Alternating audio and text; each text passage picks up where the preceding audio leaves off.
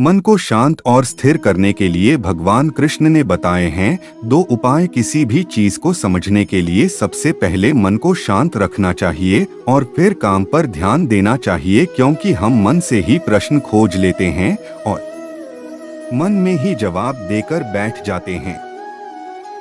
भगवान कृष्ण ने मन को शांत रखने के लिए 2 चीजें बताई हैं। भगवद गीता में भगवान श्री कृष्ण कहते हैं, मन का बेचैन होना उसका स्वभाव है।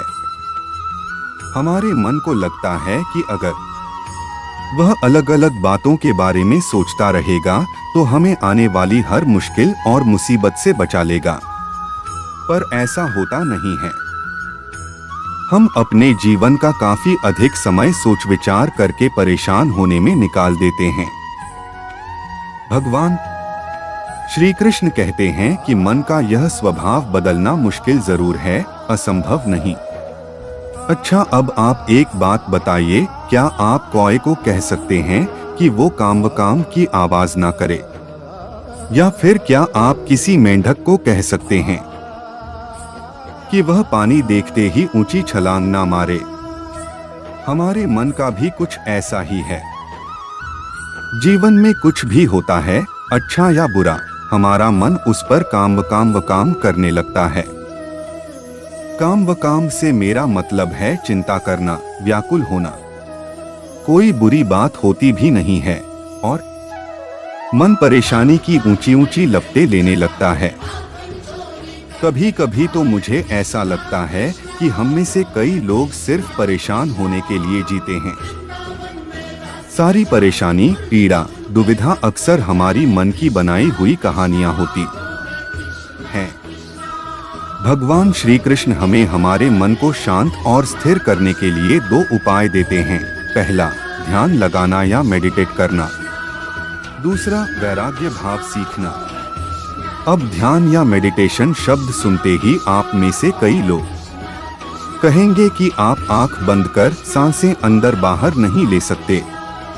यहाँ हम सब गलती कर बैठते हैं।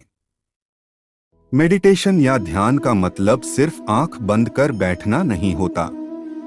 मेडिटेशन का मतलब होता है अपना पूरा ध्यान किसी चीज पर लगाना और उसे हटने नहीं देना। अगर आप रोटी बना रहे हैं तो सिर्फ उस बात पर ध्यान दीजिए। अगर आप पिक्चर देख रहे हैं तो अपना पूरा ध्यान पिक्चर पर लगाएं।